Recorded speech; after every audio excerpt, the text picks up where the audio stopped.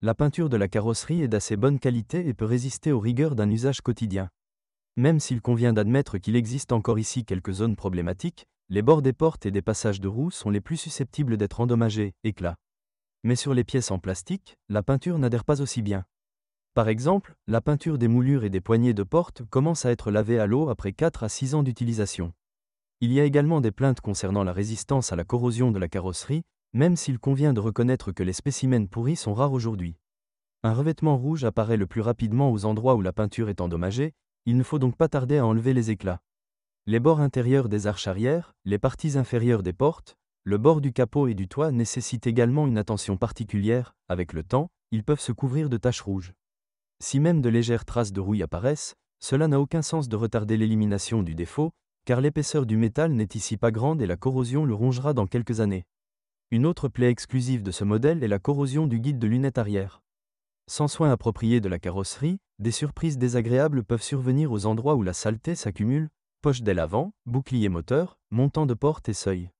Les arches arrière nécessitent également une attention particulière, car il n'y a pas de casier ici et le revêtement bitumineux doit être mis à jour au moins une fois tous les 5 à 6 ans, mais presque personne ne le fait. En règle générale, les panneaux extérieurs du soubassement de la voiture ne posent pas de problème, car ils sont galvanisés. Mais les éléments de puissance et les cordons de soudure n'étaient pas galvanisés, c'est pourquoi ils sont sujets à la corrosion. L'intérieur du couvercle du coffre rouille également au fil des années, mal peint. Les voitures accidentées peuvent causer beaucoup plus de problèmes, car la galvanisation ici n'est pas de très haute qualité et le principal protecteur de la carrosserie contre la corrosion est la peinture. Il y a beaucoup plus de problèmes avec l'équipement externe de la voiture. Par exemple, les optiques avant sont dotées d'un plastique protecteur de mauvaise qualité, qui se trouble rapidement, réduisant ainsi la qualité du faisceau lumineux. Le problème est complété par une étanchéité insuffisante des optiques, ce qui peut provoquer une accumulation de condensation dans les phares. Le plastique à partir duquel sont fabriqués les pare-chocs et leur fixation est de qualité médiocre. En hiver, il devient très terne et se brise même suite à un contact mineur avec un obstacle.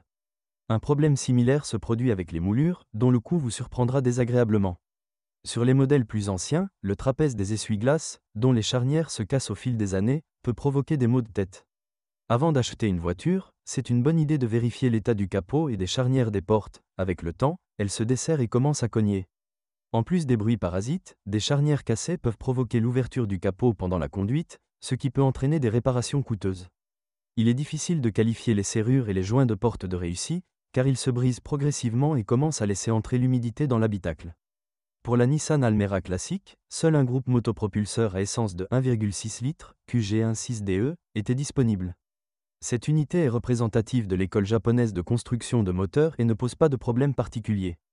Parmi les principaux inconvénients des moteurs à combustion interne, on peut noter la durée de vie relativement courte de la chaîne de distribution, qui s'étend dans la plupart des cas sur un kilométrage de 140 à 160 000 km. Un signal indiquant que la chaîne s'étire sera l'apparition de bruits parasites lors du démarrage et de panne lors de l'accélération. Les vannes peuvent également être une source de bruit accru, puisqu'il n'y a pas de compensateurs hydrauliques, un réglage périodique des écarts est nécessaire. Le catalyseur n'a pas non plus beaucoup de succès ici. Il n'aime pas les longs démarrages hivernaux et peut commencer à s'effriter après 5 ans de fonctionnement, ce qui entraîne dans la plupart des cas des conséquences fatales, des miettes sont entraînées dans les cylindres. Pour se protéger de coûts importants, il faut au préalable remplacer le catalyseur par un neuf ou simplement le retirer. Parmi les défauts les moins importants, il convient de souligner la tendance du papillon des gaz et de la vanne USR à se coquéfier, ce qui entraîne au fonctionnement instable du moteur au ralenti. Les capteurs DPRV, DPKV et DMRV nécessitent souvent une attention particulière. Le capteur de position du papillon est généralement considéré comme inconsommable, puisque sur certains exemplaires il ne supporte pas des centaines de milliers de kilomètres. Les voitures de plus de 10 ans peuvent avoir des problèmes de démarrage causés par des problèmes dans le logiciel de l'unité de commande électronique du moteur à combustion interne. La présence d'une odeur d'essence dans l'habitacle indique la nécessité de remplacer les colliers de la rampe d'injection. Si le ventilateur du radiateur de refroidissement se met à fonctionner sans s'arrêter, vous devez tout d'abord vérifier l'état du câblage, effiloché. Plus près de 150 000 km, en raison de la mauvaise qualité du métal et du manque de canaux d'évacuation des condensats, le résonateur doit être remplacé. Vérifier l'état du résonateur est très simple, il faut soulever la voiture sur un ascenseur et si de l'eau coule du bidon, cela signifie qu'il faudra bientôt le changer. Il convient également de mentionner la pompe à carburant, qui est pénible à faire fonctionner une voiture avec un réservoir à moitié vide. Les acheteurs de Nissan Almera classique se sont vus proposer 2 types de boîtes de vitesse au choix. une manuelle à 5 vitesses 4M40 et une automatique à 4 vitesses RE4F03A. La transmission manuelle est devenue une véritable déception pour de nombreux propriétaires du modèle, car elle commence à se soucier des pannes après les 100 000 premiers kilomètres. La principale raison du manque de fiabilité de l'unité réside dans les économies réalisées par le fabricant sur les matériaux à partir desquels les pièces sont fabriquées. Le domaine le plus problématique de la mécanique est celui des roulements d'arbres, dont le remplacement intempestif entraîne souvent des conséquences désastreuses. Les choses ne vont guère mieux avec la fiabilité des synchroniseurs de 2e et 3e vitesse et des 4e et 5e embrayages. La bascule n'est pas non plus fiable, dont l'état insatisfaisant entraîne une diminution de la clarté de l'engagement des vitesses.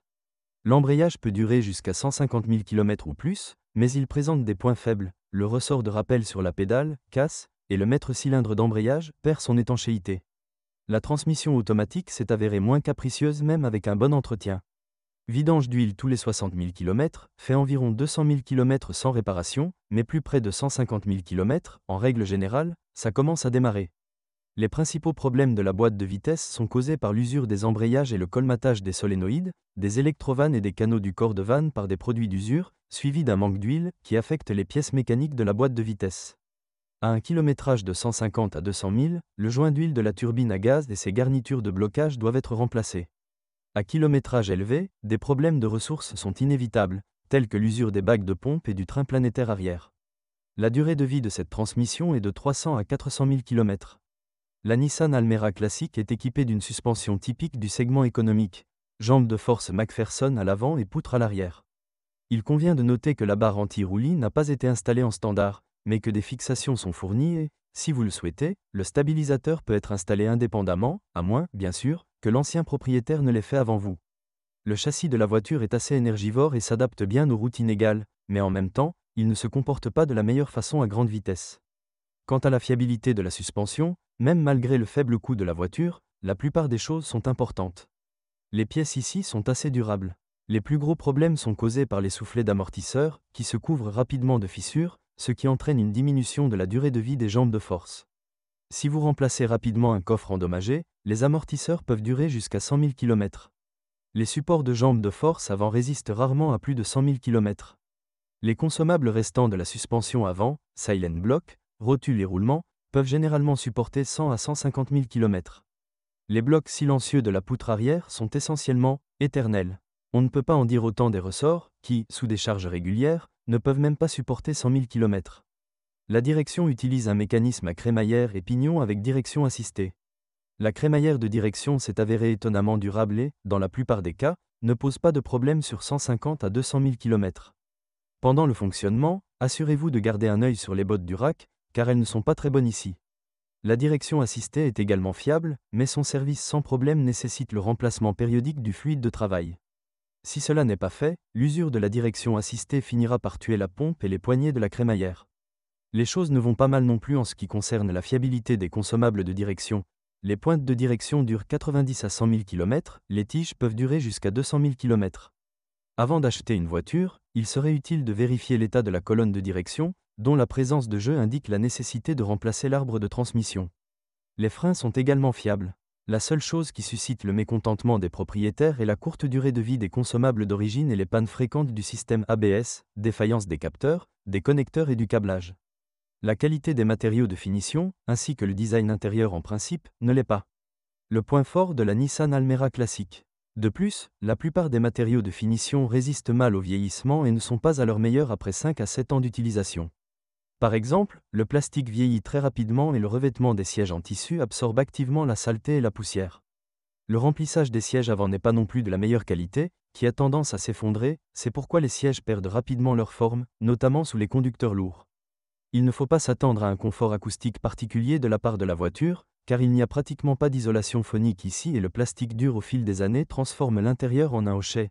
Les panneaux décoratifs grincent, la colonne de direction, la plage arrière, les portes, serrures, etc.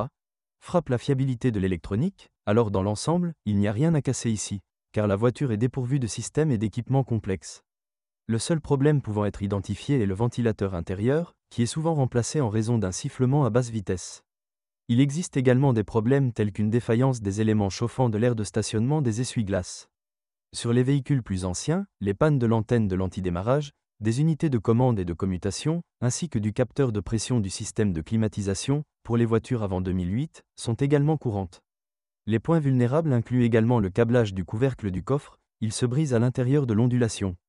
Si vous êtes propriétaire de ce modèle de voiture, veuillez décrire les problèmes que vous avez rencontrés lors de l'utilisation de la voiture. Peut-être que votre avis aidera les lecteurs de notre site lors du choix d'une voiture.